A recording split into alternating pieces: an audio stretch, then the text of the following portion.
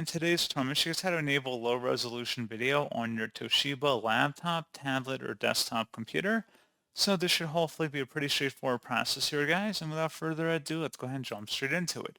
So what I have to do is open up the search menu, select the power button, and then hold down the shift key on your keyboard and select restart. Once it says please wait, you don't have to hold down the shift key any longer. Just please be patient.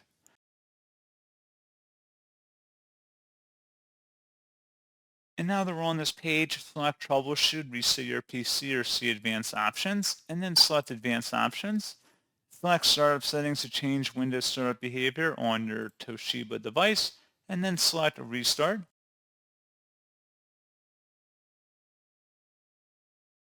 You want to tap the Function 3 key to enable low-resolution video, and that's what you have to do.